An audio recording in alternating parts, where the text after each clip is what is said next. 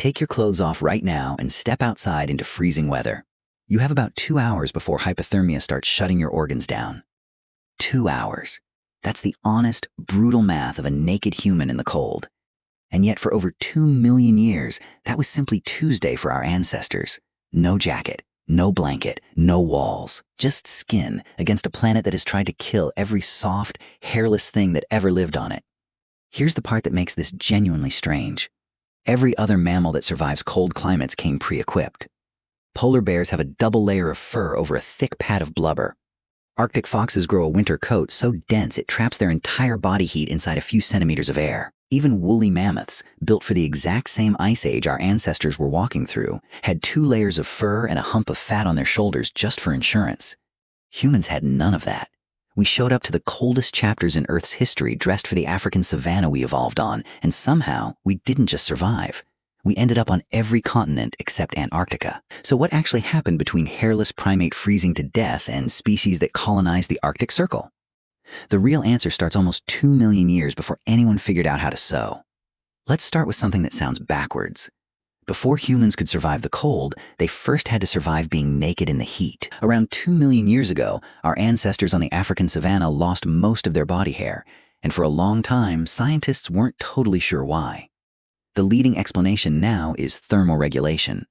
Early humans were becoming persistence hunters, chasing prey for hours across open, sun-baked terrain. A body covered in thick fur overheats fast during that kind of exertion. Losing the fur and gaining sweat glands, roughly 2 to 4 million of them across the skin, let early humans cool down through evaporation in a way almost no other mammal on the planet can do. That's the trade our ancestors made. They gave up a built-in coat in exchange for becoming one of the best heat-dumping machines in the animal kingdom, which is a fantastic deal, until the temperature drops 50 degrees and there's no coat to put back on. So the same adaptation that let us outrun antelope under the African sun became a serious liability the moment our ancestors started migrating into colder latitudes. And here's the thing nobody really sits with. This wasn't a slow, gentle drift into cooler weather. Around 800,000 years ago, early humans were already pushing into parts of Europe that experienced genuine winters, and by the time we get to the last ice age, roughly 26,000 to 19,000 years ago, they were living through conditions that could kill an unprotected person in a matter of hours. Ice sheets sat on top of entire continents.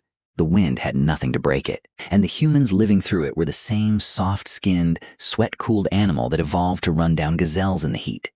So the first real answer to how did they survive is fire, and I know you've heard this 1,000 times, but the timeline matters here. The earliest confirmed evidence of controlled fire comes from Wonderwork Cave in South Africa, dating back roughly 1 million years. By the time humans were facing the worst of the ice ages, fire wasn't a lucky discovery. It was infrastructure. Archaeologists excavating Ice Age fire pits in Ukraine found something that surprised them. These weren't crude, accidental fires. They were carefully engineered hearths, and one of them had burned at over 600 degrees Celsius, hotter than 1,100 degrees Fahrenheit. When wood ran out on the open, treeless plains, people burned animal fat and bone instead. Fire meant heat. It meant cooked food, which is easier to digest and packs more usable calories. And it meant something that mattered just as much as warmth, light, which extended the usable day and kept nocturnal predators at a distance. But fire alone doesn't solve the problem. You can't carry a fire with you while you hunt. Step 10 feet away from the flames in an Ice Age winter, and you're right back to being a hairless primate against an indifferent planet.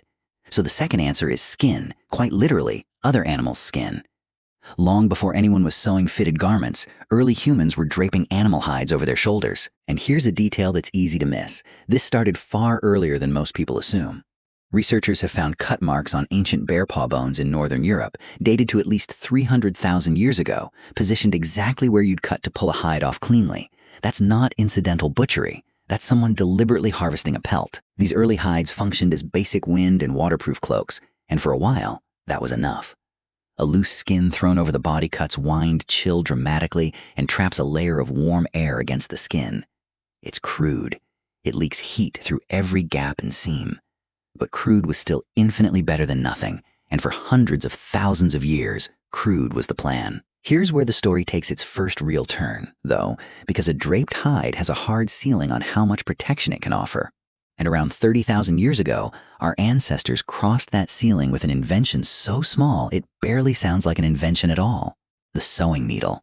a thin sliver of bone or ivory with a tiny hand-drilled hole through one end. One archaeologist called it possibly the single most important invention in human history, and the case for that is stronger than it sounds. A needle means thread can pull material together into a seam. A seam means you can close the gaps that let cold air in. Suddenly, you're not draping a hide over your shoulders and hoping for the best. You're constructing fitted garments, sleeves that close at the wrist, hoods, layered undergarments, boots sealed against snowmelt. The difference between a blanket and a coat is entirely in that stitch, and archaeological evidence suggests early modern humans may have had access to significantly better fitted clothing than other hominin groups living through the same ice ages, which may have been one of the quiet advantages that helped our specific branch of humanity make it through when others didn't, and the tailoring didn't stop at hides. Ice Age humans layered deer hide for wind protection and used it to construct soft, flexible mittens and waterproof boots. Before heading out into brutal cold, hunters would rub animal fat, tallow, directly onto exposed skin. It sealed the surface, held in heat, and blocked wind from stripping warmth away. It's simple. It's a little unpleasant to think about, and it worked. There's even evidence of the first sunglasses in human history showing up here out of pure necessity. Northern hunters carved narrow slits into bone or wood and tied them over their eyes to cut down the blinding glare bouncing off endless fields of snow. But clothing was never the whole strategy, and this is the part that tends to surprise people. Shelter mattered just as much as anything worn on the body. In parts of what's now Ukraine and Russia, where there were no caves and almost no trees, Ice Age people built houses almost entirely out of mammoth bones. At a site called Mazurek, archaeologists found round structures with mammoth skulls and leg bones forming the base, ribs and tusks curving upward to form the frame. Hundreds of bones making up a single dwelling. These structures were partially sunk into the ground and packed with hides, moss, and earth for insulation. And the largest known example is roughly 18,000 years old, built right in the coldest stretch of the last ice age. People weren't just enduring winter in the open. They were engineering shelter from the largest animals they could find, with design details, like doorways dug lower than the sleeping area so cold air sank and pooled at the entrance instead of the living space, that most people wouldn't intuit today without a diagram. Here's a detail that reframes the entire question. Though, clothing and shelter explain most of it, but they don't fully explain everyone. At the southern tip of South America, in one of the coldest, windiest environments on the planet, the Yagan people were documented wearing almost no clothing at all, even in genuinely freezing conditions. And they weren't simply enduring it. Their bodies had adapted. Research on Yagan physiology found elevated internal metabolic rates compared to populations from warmer climates, meaning their bodies generated more internal heat as a baseline. They also used a specific resting posture, a deep squat that tucks the limbs close to the torso, minimizing the surface area exposed to wind and cold. Their solution to the cold wasn't primarily external, it was internal. Their own bodies, tuned by generations of exposure, became part of the insulation system. And then there's a piece of this story that sounds almost too strange to be real.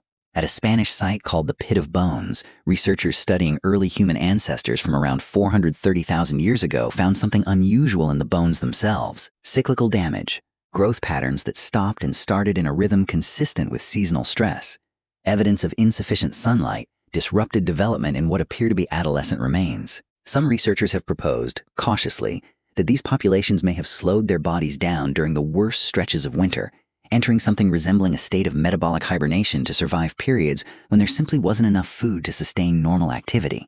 It's a contested idea. Plenty of scientists point to other explanations for the same bone damage, but the fact that serious researchers are still arguing about whether early humans partially hibernated tells you something about how far outside normal mammalian behavior our ancestors were willing to go just to make it to spring.